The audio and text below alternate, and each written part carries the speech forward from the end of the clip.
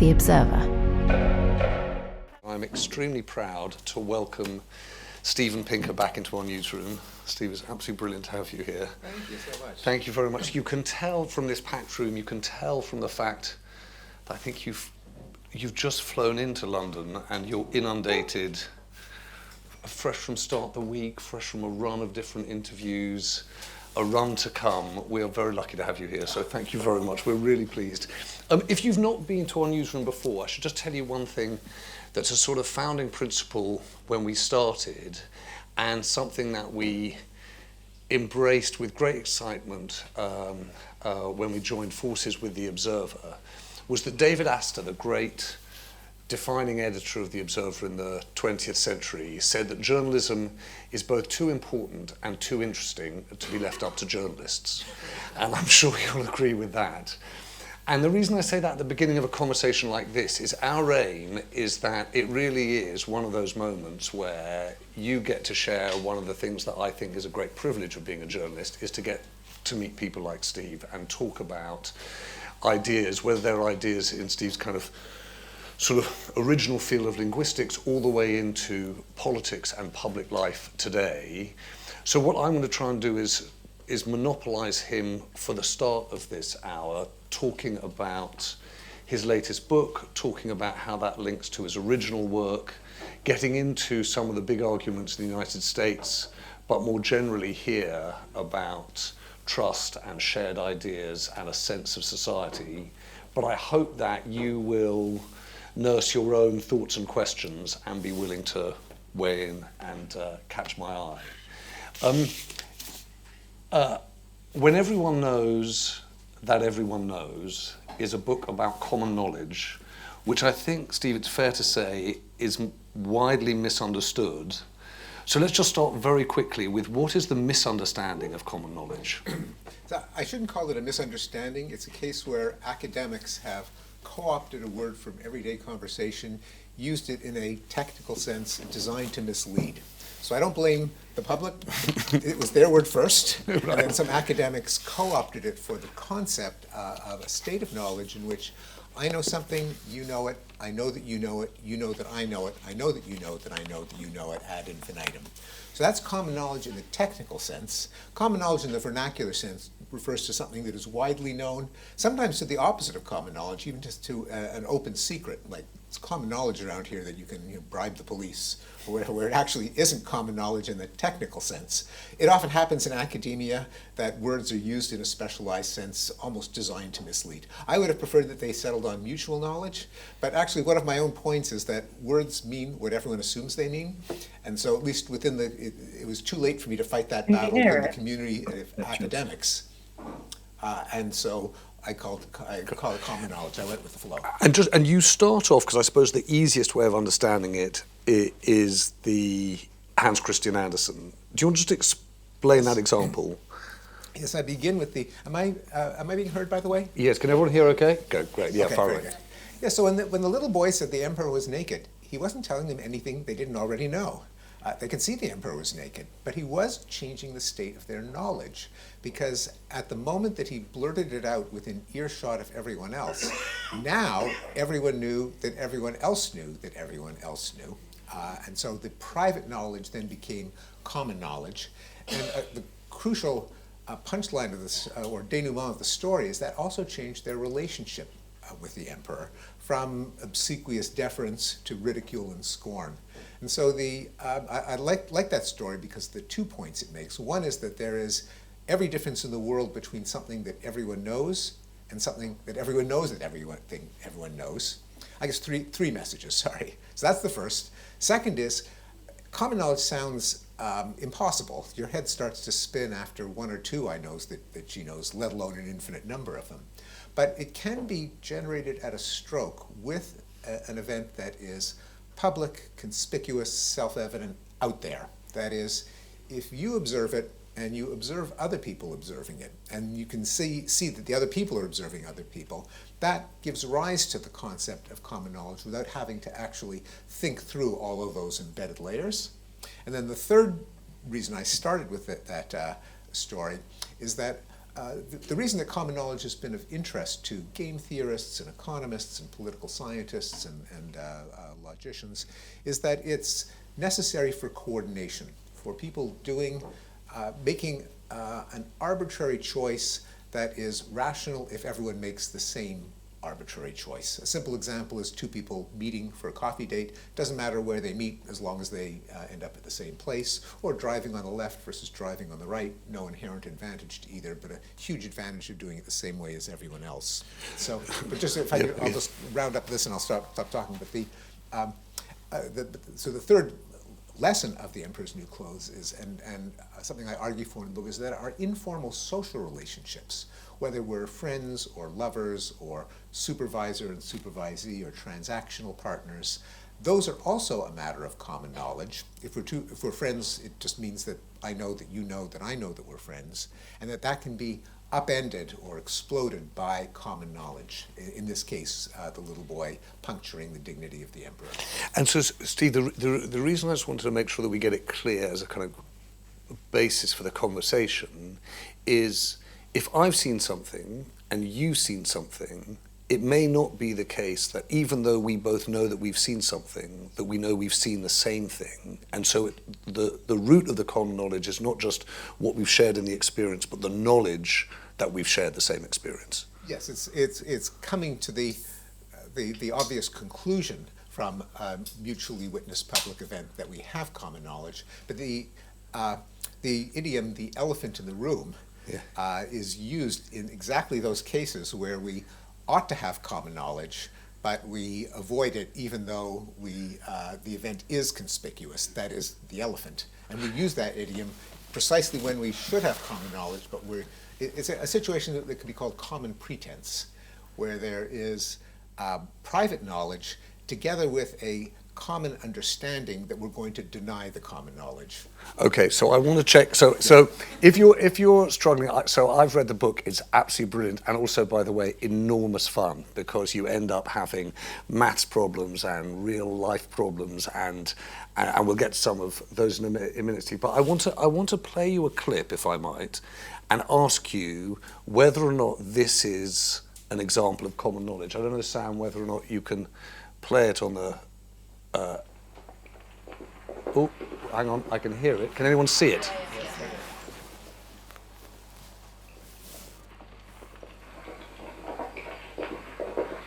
Well, Steve can't see it. Steve, come stand over here.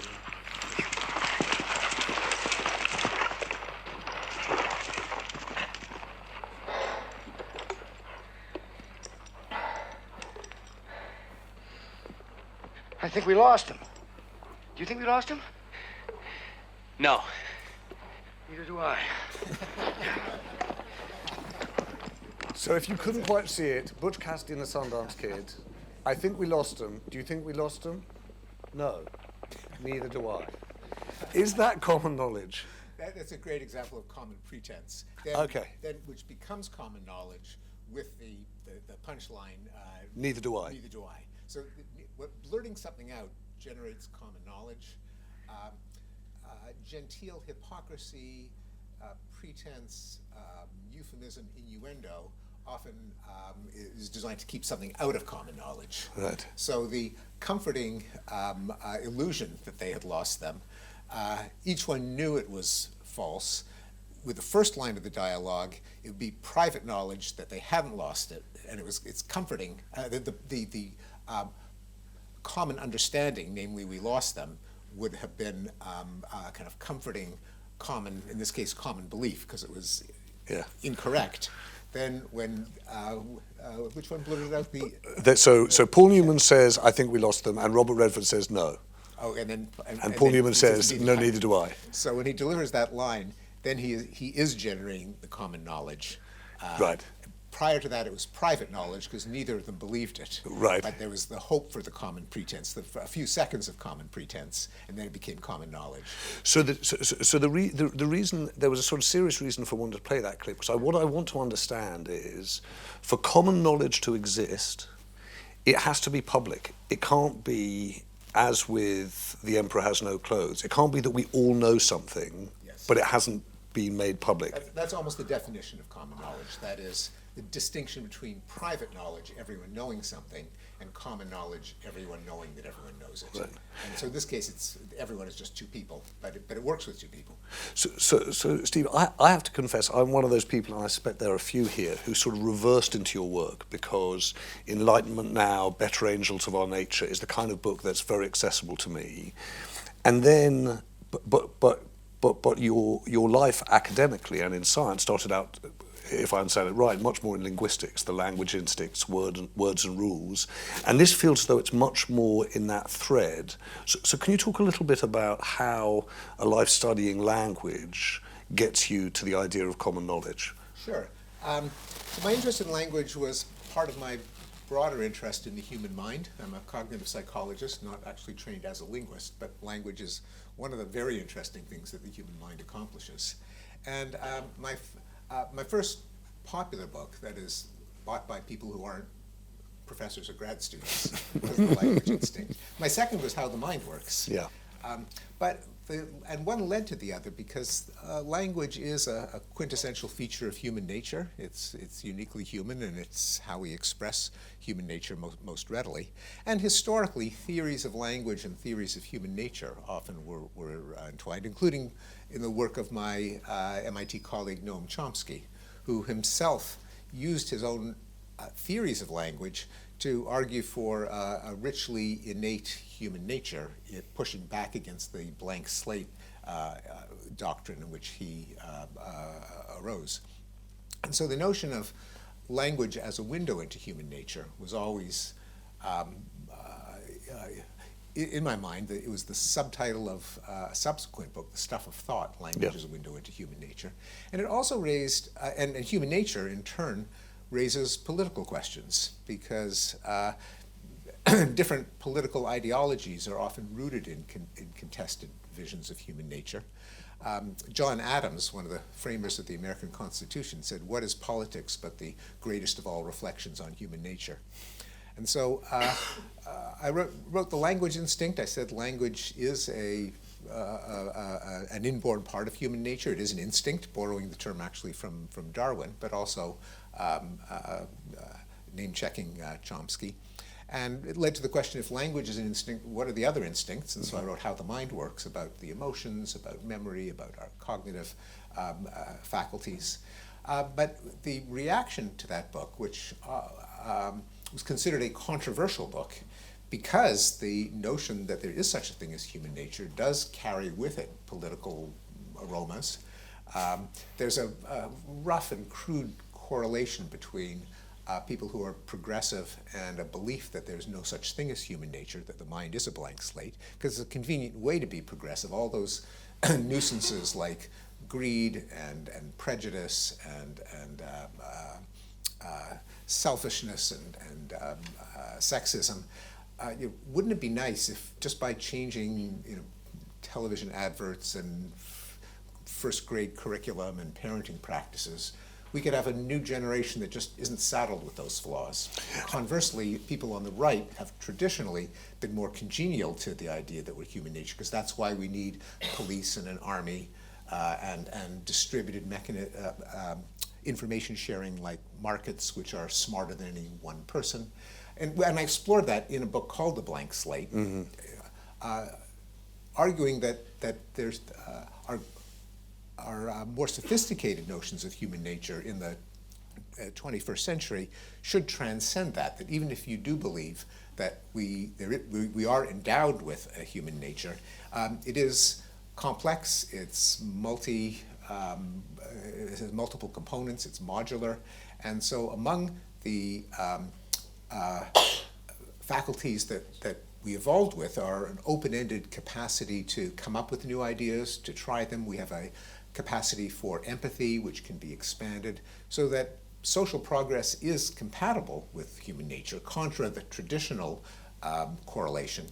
And in a few paragraphs, I even said in The Blank Slate, well, of course, we can't debate whether progress could happen. It has happened. We eliminated slavery in the Soviet Empire and gruesome torture executions and so on.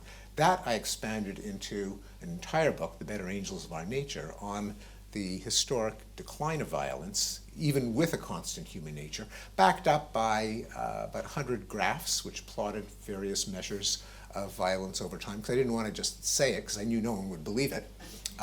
That in turn, one thing leads to another, and I discovered to my pleasant surprise that when you quantify history, instead of recounting incidents, anecdotes, headlines, you discover that a lot of other things have shown signs of progress, such as extreme poverty, life expectancy, child mortality, maternal mortality, many other dimensions of human well-being really have improved quantitatively over time. I think we had a conversation once about what the headline should be of the 20th century. Yes, I mean, and granted, you really could not pass over the two world wars. Mm-hmm. On the other hand, I think an honest history would have to acknowledge that that's when extreme poverty plummeted, that from probably 90% of the world being in extreme poverty. Today it's maybe like 8 or 9% are in extreme poverty. An extraordinary development.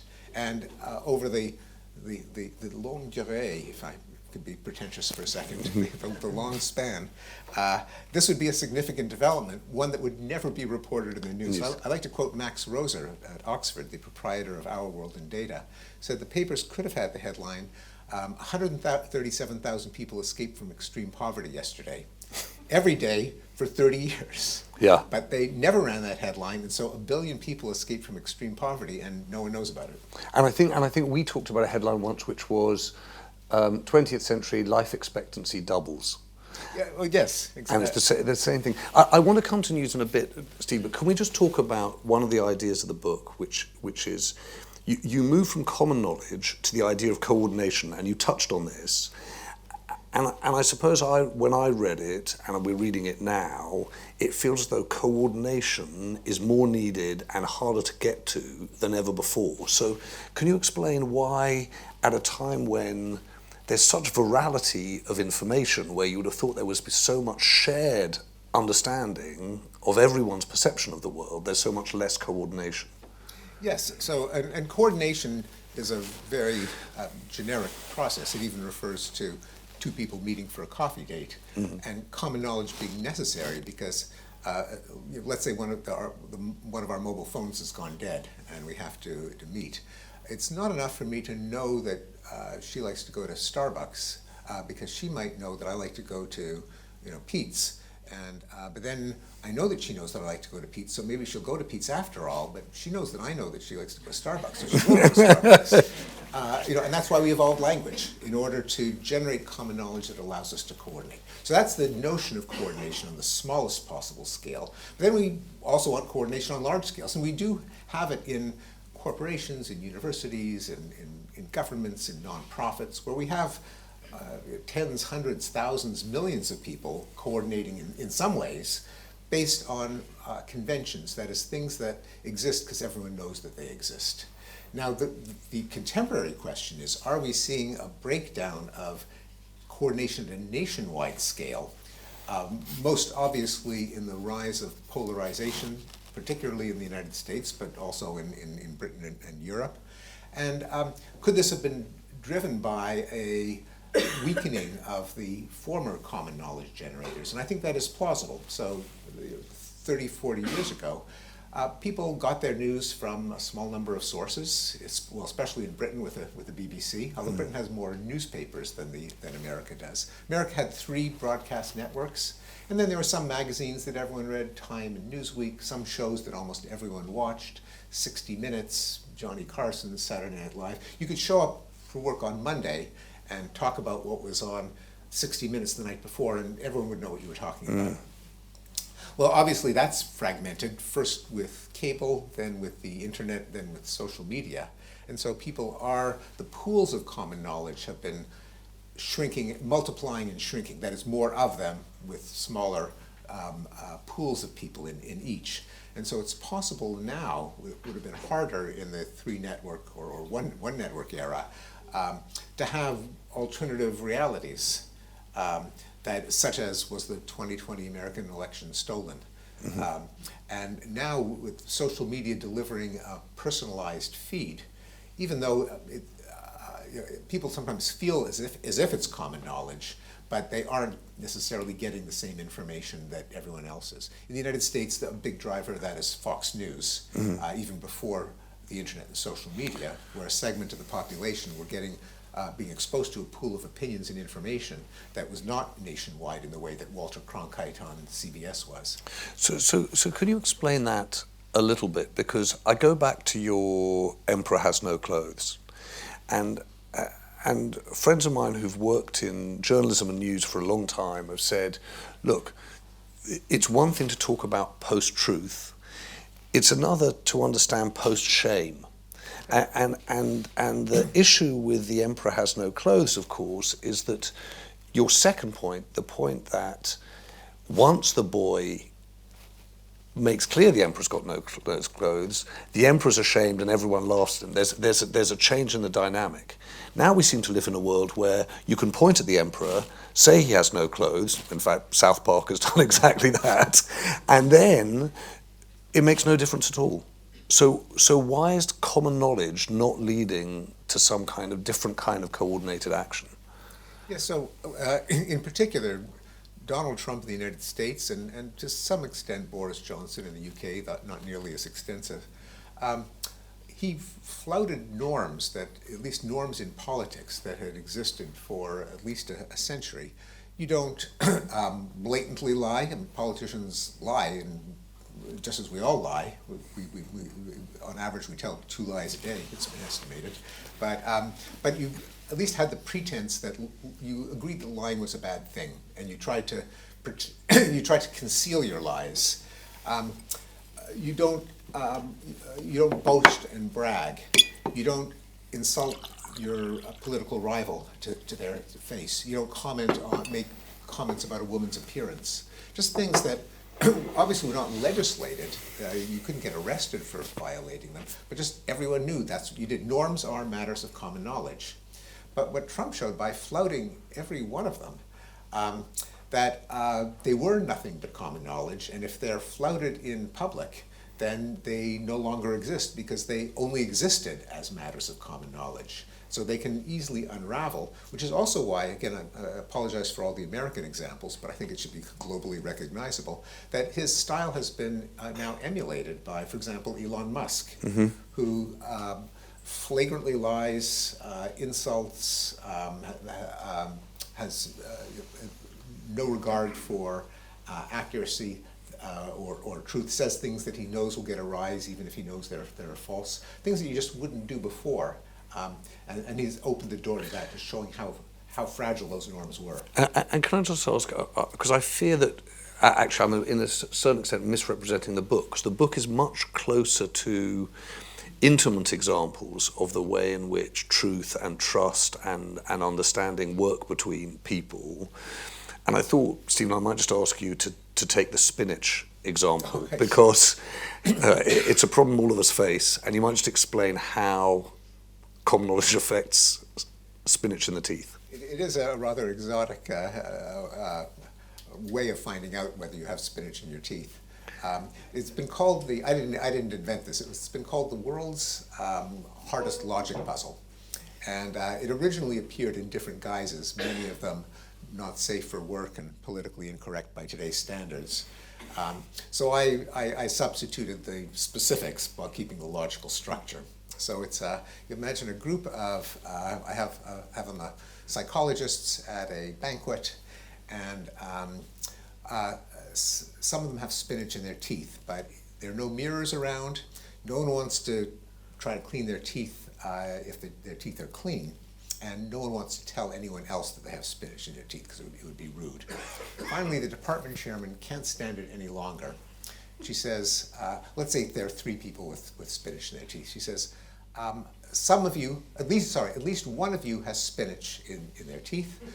When I clink the glass, that would be a good time to remove them. She clinks the glass once, no one moves. She clinks the glass twice, no one moves. She clinks the glass 3 times. The 3 people who had spinach in their teeth clean their teeth. And so the puzzle is, how do they know? Okay, so it's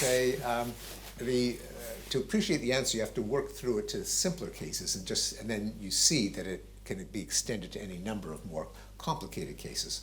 So let's take the case where there's only one person with spinach in their teeth. That's like too obvious. That is, the chairman says at least one of you has spinach in their teeth. Everyone looks around. The one who does have spinach in his teeth sees that everyone else's teeth are clean. He deduces it has to be him. So that's easy. It gets a little more interesting when there are two people. When there are two people, everyone looks around. No one can deduce that they have spinach in their teeth because everyone can see, including each of the people that do have spinach in their teeth, they can see someone else with spinach in their teeth. So they have no way of knowing whether they are one of them. But then in the second clink of the glass, when no one moves, each of the people with spinach in their teeth know that it has to be them, because if they were if the one that they were seeing was the only one, then she would know after the first clink of the glass that it was her. The fact that she doesn't know means that she must have seen someone else with spinach in their teeth. You look around, you see there's no one else but her, you deduce it has to be yourself on the third clink, and then she's gone through the same deduction, so on the third clink, you both clean your teeth. Now this also works if, say, there are 17 people with spinach on their teeth, but only on the 17th clink. And I should also say, Steve, the problem with this whole theory is that if you're on a date with one other person, it doesn't work at all. It does not work at all. Okay, good. I'm glad. This is not practical advice. But it's great philosophical advice. I'm going to bring the lights up if I can, just to make sure that people can, weigh in with thoughts. And please take it in any direction. But I wanted to move towards your the sort of more recent world that you've been in, and the whole arguments around academia, science, and freedom of speech, because it feels as though you're being pulled. Andy Anthony wrote a really interesting, I thought, interview with you in The Observer, which was sort of trying to get to grips with the position you find yourself in, pulled on the one side by arguments around freedom of speech and science and the assault from the Trump administration, and the other hand, the war within academia itself. And can you just describe a little bit about what life on campus is like intellectually now? Sure. So I was prompted to become interested in academic freedom when I saw a number of the issues that I'd written about connected with human nature be targets of censorship, cancellation, firing, things like, are men and women identical? Do hunter-gatherer people engage in warfare? What ought to be empirical ideas were heavily politicized within academia and led to abusive campaigns of what we now call cancellation. Today that's true most of all, I think, for anything having to do with transgender issues. But there's a long list of them. In fact, in one of the chapters of this book, I do enumerate a bunch. I have a chapter in the book on, I didn't want to make this book about cancellation and censorship and academic freedom and so on, because that's a different part of my life. And but what I was curious about here is, why is there an urge to censor in the first place? That's a psychological issue. And I do explore it there and relate it to common knowledge. But in terms of that other side of my life, I co-founded the Council on Academic Freedom at Harvard to help push back, to defend the rights of scholars to advance ideas. Then a year after we founded it, Donald Trump was elected, and he decided to make Harvard University an example of what's wrong with elite universities, and it's his first target in trying to reshape American universities according to his desires. So now our Academic Freedom Council is facing threats from both directions, both from within by the urge to cancel, which is what I write about in the book, and from outside, much more fearsome, because the government has an awful lot of more power than a professor of French literature. And can we just talk? There are two issues, aren't there, really, on campus that seem to cause such division within academic institutions and within faculty: trans, as you say, and Israel-Gaza. And race, and there are lots of them. Okay, fair enough. Yeah, no, I realise it, sort of when you get to sort of chapter 8 of Steve's book, you'll see that you list actually, I think, a couple of dozen questions that have led to people losing their jobs or being cancelled. But what do you think? Let me put it to you the way you probably wouldn't expect in this newsroom. What do you think of the argument that you get from people within the Trump administration that says, look, the problem with campus politics is it gives you only one view. It doesn't necessarily hear from both sides, particularly, this is on quote-unquote woke issues or particularly on Israel-Gaza and the accusation of anti-Semitism.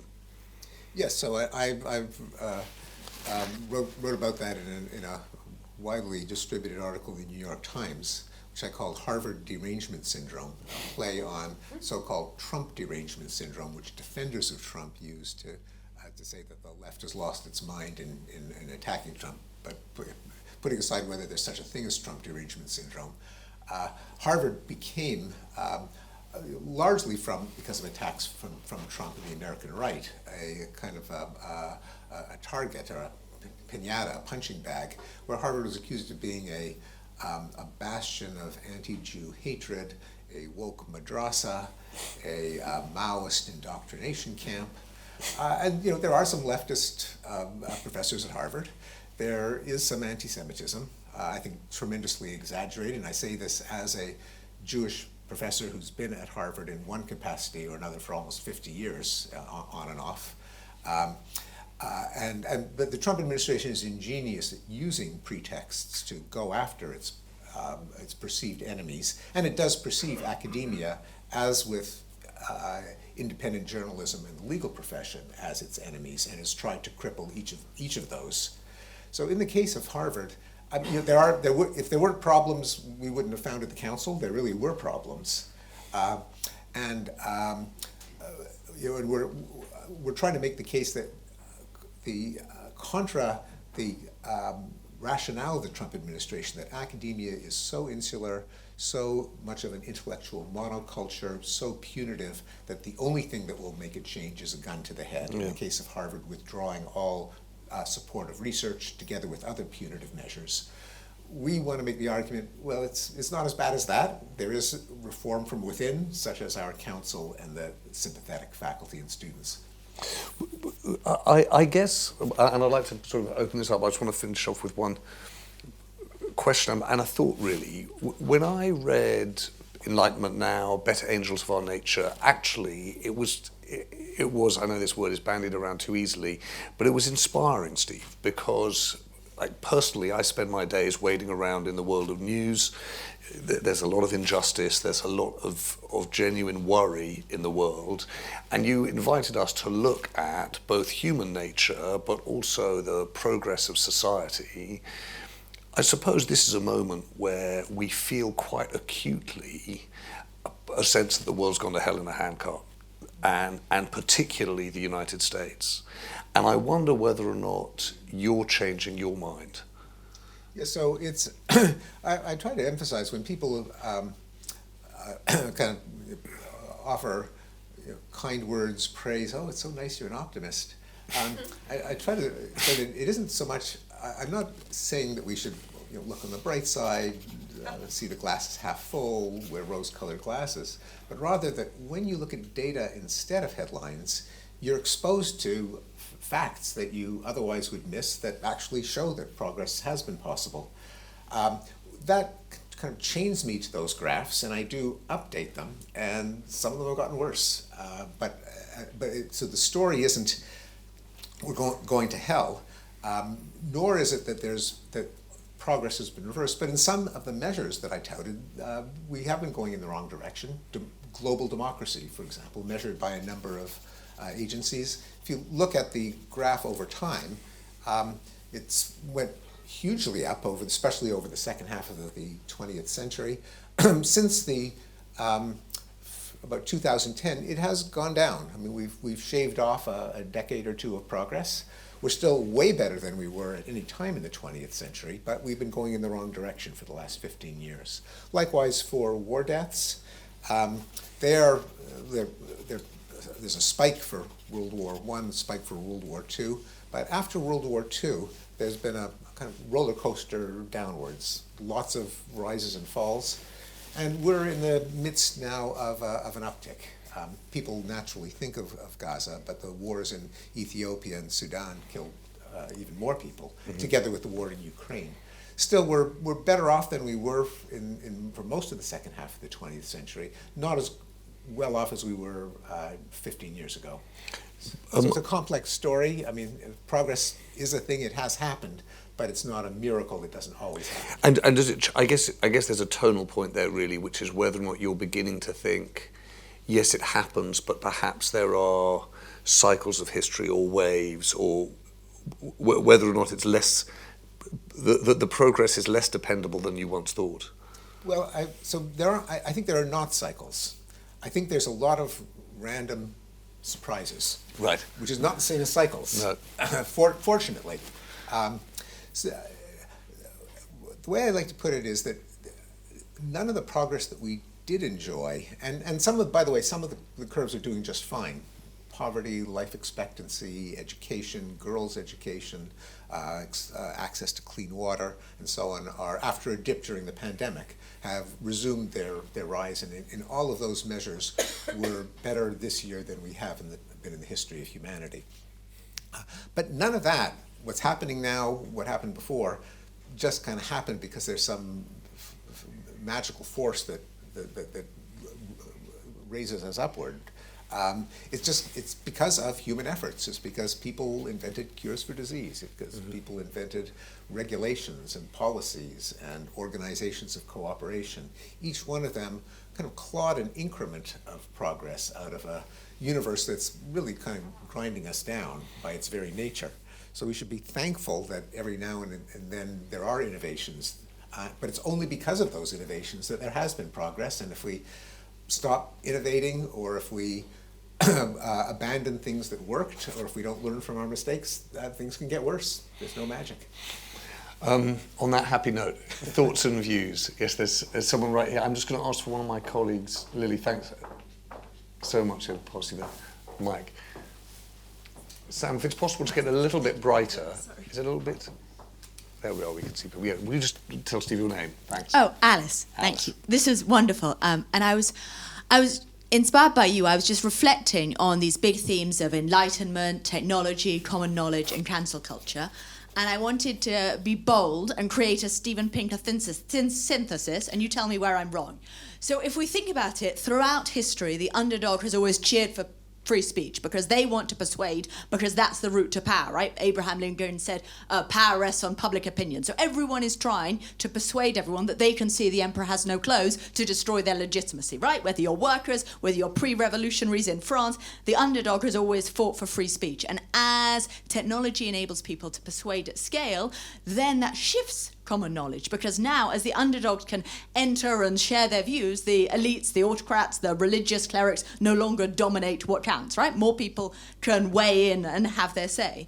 But as you were saying, now that seems to be in a bit of a threat, because as social media and smartphones enable us to personalize our content, it becomes so much harder to understand what people think. And as different groups dig into their priors and have these very righteous views and don't engage with others, that might be part of the reason why that enlightenment spirit of democracy and sharing, common knowledge could be in decline, in that one set is so deeply convinced that they're correct and the other is not engaging with it at all, that we become even more intolerant of the other, even more opposed to them, and even more dispirited by democracy because it's not delivering for our niche group.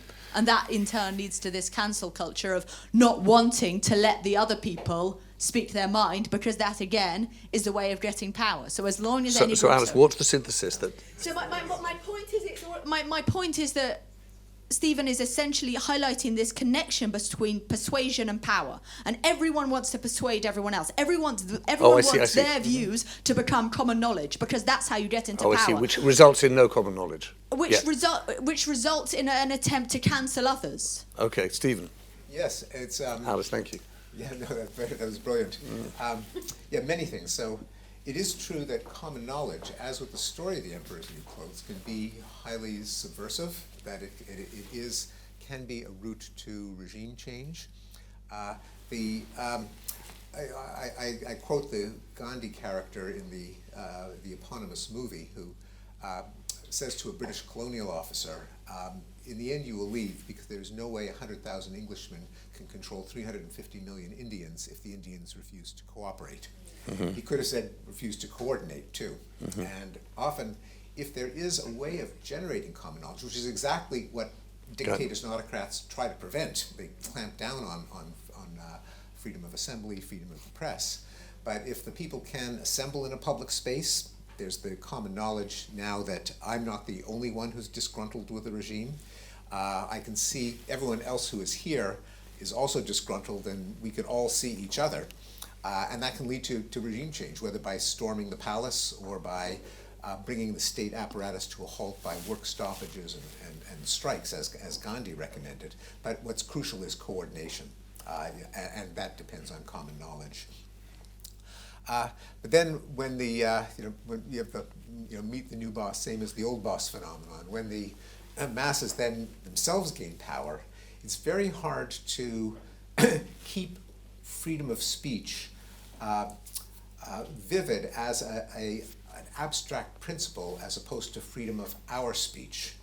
There was a book by an American journalist, Nat Hentoff, called Free Speech for Me, but Not for Thee. Mm-hmm. And that's pretty much the default assumption of everyone, that the ideal of free speech, it makes its appearances now and again in human history, but it's deeply unintuitive, it's deeply weird, because the natural intuition is my ideas are just right. The truth, are just right.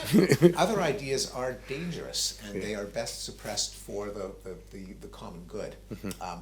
The idea that it applies to everyone, the quote attributed to Voltaire falsely, but he may have meant it, that I disagree with what you say, but I will defend to the death your right to say it. Mm-hmm.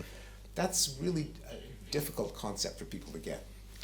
There's a gentleman here in a T-shirt I like. Well, thank you. Thank you, Professor Pinker. Sorry, will you say your name? Oh, sorry, my name's Richard. And will you say what's on your T-shirt? It says, "Stop getting Orwell wrong." Very good. I want to talk to you about, again, The Better Angels of Our Nature, because it was a book that I found enormously cheering, because it used science and facts rather than just, we're all lovely people. And I use it as something I send out to my friends all the time, when they are doing the hell in a handcart thing. I do think it's a wonderful antidote to that. However, it's nearly 15 years since you wrote that, and I appreciate you've kind of covered this a bit already, but I am wondering if there's any kind of addendum to the book coming out with more graphs and stuff. Well, that would be really interesting. More Better Angels of Our Nature. Yes. Well, Enlightenment Now came out 7 years after Better Angels of Our Nature, and in fact, many of the graphs of Enlightenment Now, have a little arrow pointing to the year in which Better Angels of Our Nature went to press, to benchmark whether the progress documented up till then had continued. Now, 7 years is not very long in human history. Virtually all of them had. Some of them, though, if there was a sequel to Enlightenment Now, some of those curves would droop downward. I presented some of them in a World Economic Forum talk earlier this year, and I might turn that into an article. But others have kept going. So it's a complex picture. None of them have been erased. That is, in every case, we're better than we were in the second half of the 20th century. In some cases, we're worse than we were 15 years ago. So a case where we're better is violent crime, where violent crime globally and in most countries has continued to decline, for example. Capital punishment continues to decline. Anyway, there are other examples. War, though, we're in an uptick. It remains, but it remains still a thing that get this information out there about violent crime. It might be my next book. There you are. Started here. There are two people I can't even see, but in the gloom. It's Oliver Kahn. Hello, Oliver. Hi, Oliver. Yes, we do know each other, James. Steve, whereas James read his way into your work in reverse. I did it in chronological order. And not to be obsequious, but the language instinct really changed my life in the sense of making me a linguist. And that's the subject I want to touch on. You argue very powerfully, and in my view very convincingly, that language, as your colleague Chomsky hypothesized, is the realization of an innate faculty rather than environmentally determined. The rules we master are entirely environmentally determined, but the faculty of acquiring a set of rules is innate. And you go on in your next book to, as you mentioned, to note the oddity that the political right has tended to be keener on the idea of, keener on the idea of refuting the blank slate thesis than the political left. One oddity is that the political right also, you would have thought through a version of the naturalistic fallacy, favours Darwinism, and the political left does not. And this is true in the case of language, where you argue, and you said it in your comments, humans evolved language. Chomsky, of course, does not think that we did. He thinks that natural selection cannot explain language, that language occurred in a single mutation, which he calls merge, whereas you argue very strongly that natural selection does explain language. And I noted in the very favourable review that the former Archbishop of Canterbury wrote in The Guardian today, he has a little dig at you about secularism in an otherwise very favourable review. Basically, He would, wouldn't he? I mean, I think he's got to support the home team, Oliver, there, you know. how do we get over the idea that Darwin explains things quite so comprehensively? And he does explain language. He referred very specifically to language, drawing an analogy with birdsong. It's very odd that we find this message hard to get over. Yeah, no, you've raised a number of fascinating issues. So one of them is that, of course, Chomsky is also an exception to the generalization that the right tends to be more innatist and the left more blank slatey. Because Chomsky, of course, is an adamant leftist, and he was one of the ones who helped take down the blank slate in modern intellectual life, or at least challenge it. And another one was the subject of one of my fellow guests at Start the Week this morning, Peter Singer, who wrote a book called A Darwinian Left. So they aren't necessarily married. Now, in Chomsky's case, Stephen, can I stop you a second, just so I understand? Sorry, gents, I just want to understand. So what we're saying is that the right thinks, okay, this was innate, right, in human nature, and the left thinks, oh, we're a blank slate, but we evolve. Is that the theory? Okay, so then I'm getting to the additional twist. Okay. So what you've just said is wrong. It raises a peculiarity with Chomsky in particular, that in generally, if it's innate, you think, well, yeah, then it must have evolved. That's where innate things come from. Yeah. And Chomsky doesn't deny that. So Chomsky doesn't challenge the idea that language evolved, rather that it evolved by Darwinian natural selection. That is, okay, that our species evolved language because it helped our ancestors communicate, coordinate. It brought good things to them. Therefore, the ones who did it better had more offspring, and so on. That is what sticks in Chomsky's craw, for reasons that we could get into. But he does not like Darwin. Maybe because it reminds him too much of B.F. Skinner's behaviorism, maybe because it reminds him too much of market capitalism, but for whatever reason... He doesn't like it. He doesn't like it. But he does like innateness, and so he has an alternative way that it evolved, but not by Darwinian natural selection. So that's what he endorses, a macro mutation, something that virtually all biologists long ago rejected, although his pals on the left in our Cambridge, Massachusetts, Richard Lewontin and Stephen Jay Gould, they also tried to kind of push Darwin a little bit back and try to carve out a space for sudden leaps in evolution. Especially Stephen Jay Gould. I don't think he succeeded, but that gave Chomsky a little bit of succor from biology. So that's a whole other. That's the sort of dissociation between innatism and Darwinian natural selection in the person of Noam Chomsky. I just want you to know, if this is your first time in our newsroom, I want you to think that it's always like this. This is what we're doing all day long. All day long. Can I mention just one other thing? Yeah, sure, It's Stephen, also yeah. so relevant to many of Oliver's writings, that whether or not you believe that there is a innate basis for the ability to learn language, and Darwin said that. He said that, and I stole the title of my book, The Language Instinct, from a quote from Darwin: "Man has an instinctive tendency to speak, as we see in the babble of our young children, while no child has an instinctive tendency to bake, brew, or write." And Darwin added, "It is not a true instinct, because no child is born with a language." He called it an instinct to acquire an art. A lovely phrase, but then we get to the art part, the part that is acquired, and that's I'm bringing it back to the theme of this book. That one of the reasons that an appreciation of common knowledge grew out of linguistics is that every word, which of course has to be learned, works because by common knowledge. It's a convention.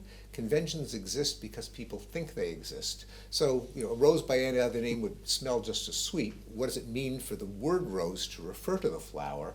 It's a arbitrary pairing that all of us share. The children assume, without thinking about it, as you learn every word, they just assume, well, everyone's going to use it the same way. Yeah. And getting back to writing on themes that Oliver and I share, Oliver more, I think, more consistently, what is correct English? And Oliver has often pushed back at various myths, superstitions about what is correct, based on the idea that English is simply, it's just a matter of common knowledge. It is what everyone assumes it is. Yeah. Anyway, that's how common knowledge comes in. There are loads of, it always happens like this, there are loads of people who've got their hands up. I can't see, there's a gentleman here, I think. Yeah. You've got the mic, and I'll come to you in the stripes. Is this on? Oh, Yes, it is. please. Yes. Hi, my name's Emeka. This is Emma. We are psychology students. So a question about psychology. You spoke a lot about historical development and progress for the future specifically. As an academic yourself, and obviously a professor at Harvard, what do you hope to see from future psychologists or future academics to really show that progress? Yeah, so I think Great question. deeper integration with other fields. In the case of, say, nature and nurture, greater integration with behavioral genetics, including the revolution in cheap genomic sequencing. Closer integration with neuroscience, and both of these are happening with evolutionary biology.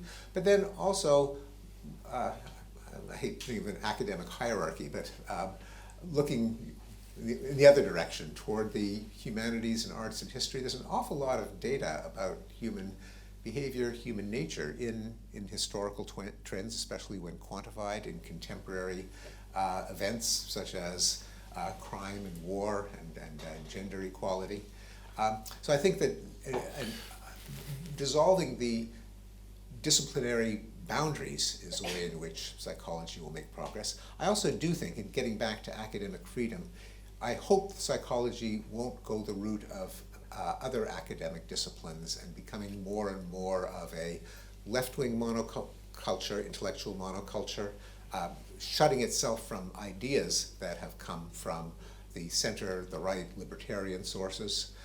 Several social psychologists, including Philip Tetlock, Jonathan Haidt, have noted that a lack of diversity in ideas has identifiably hindered psychology. It's caused psychologists to say false things. And then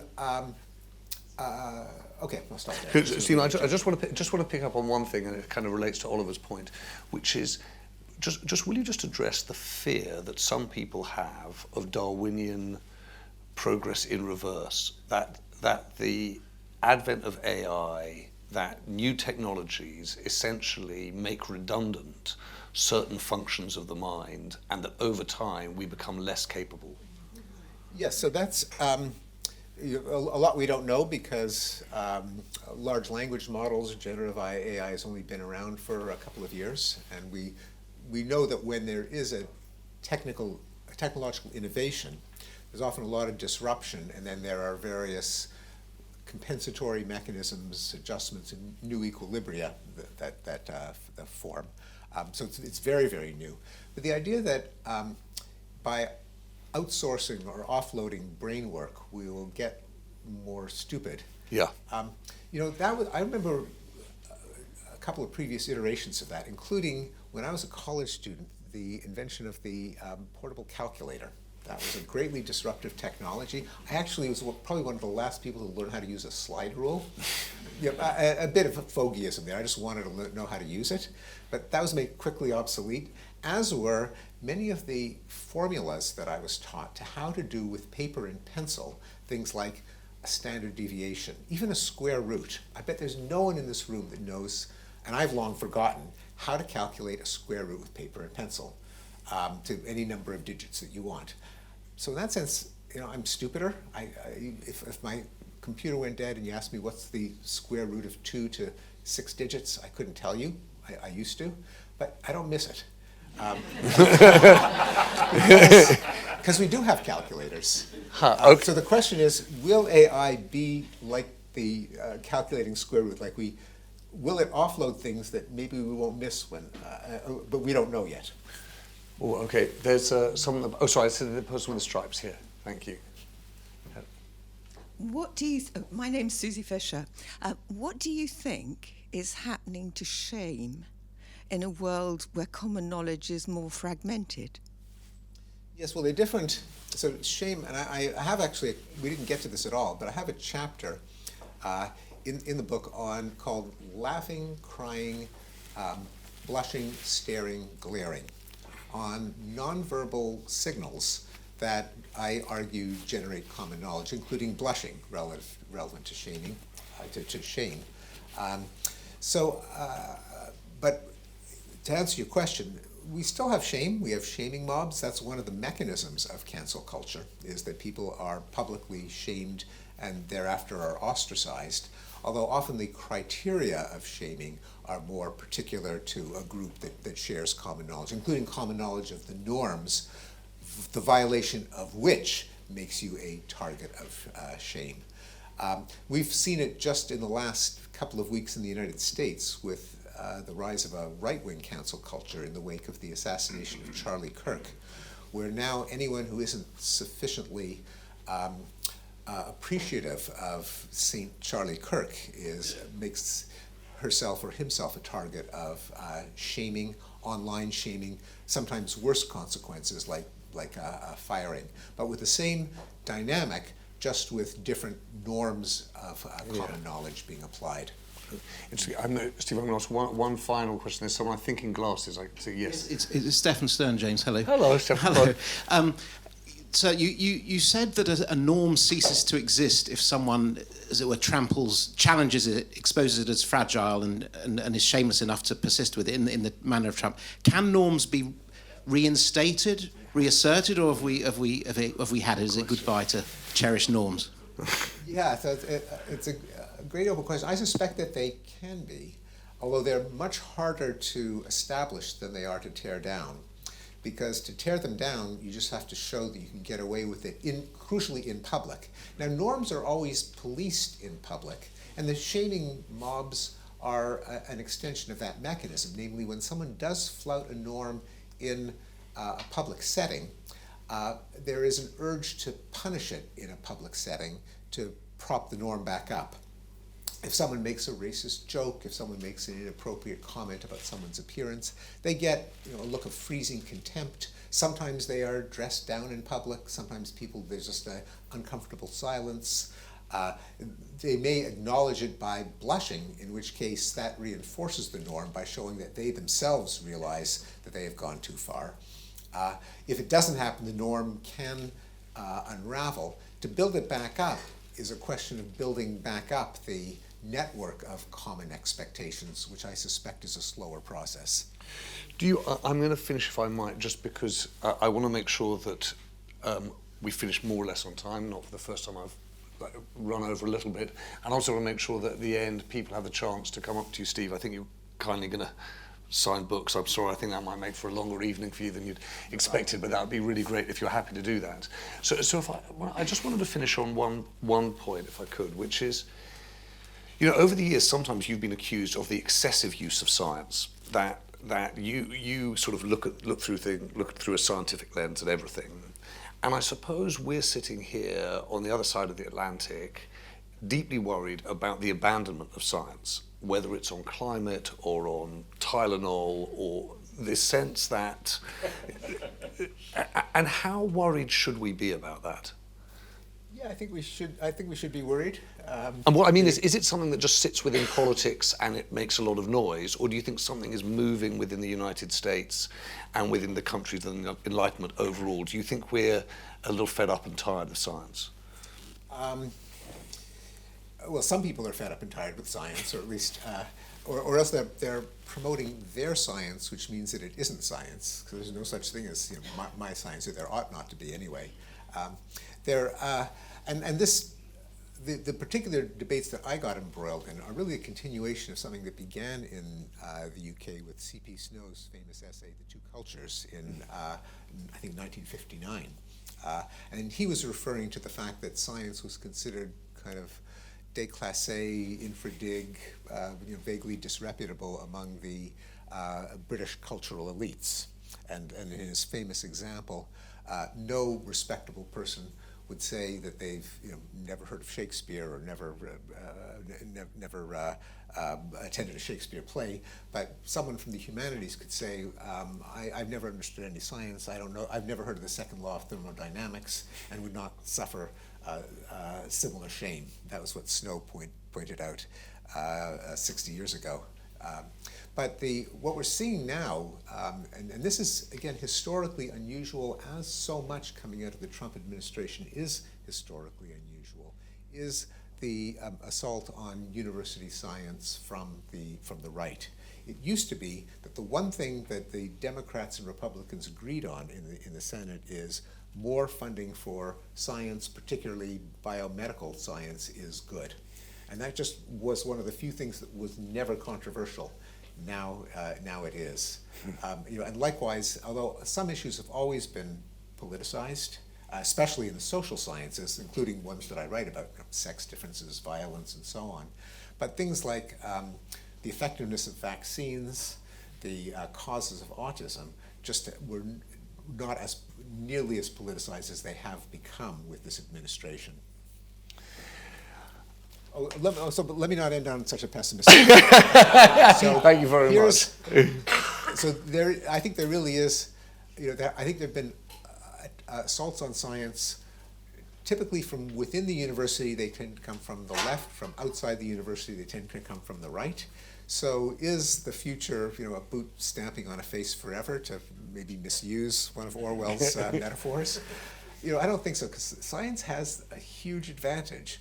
Namely, it's our best way of getting at the truth, and the truth is what doesn't go away when you stop believing in it. Yeah. So if we do the wrong thing with vaccines, I hate to say this is a good thing, it's not a good thing, but more people will get sick. If we do the wrong thing in anything, reality will bite back. And science is our way of ascertaining reality. And so despite all the political assaults, it always has that going for it. Okay, so I'm scribbling away because I'm loving the line. I don't know who said this. The truth is what doesn't go away when you stop believing in it. Philip K. Dick. I think he may have said it may have been reality, but the science fiction writer Philip K. Dick. Okay, well, there we are on that statement of truth. Ladies and gentlemen, please do pick up a book if you want to. For all of us blank slates. Thank you very much. We have a little more written on us. Steve Pinker.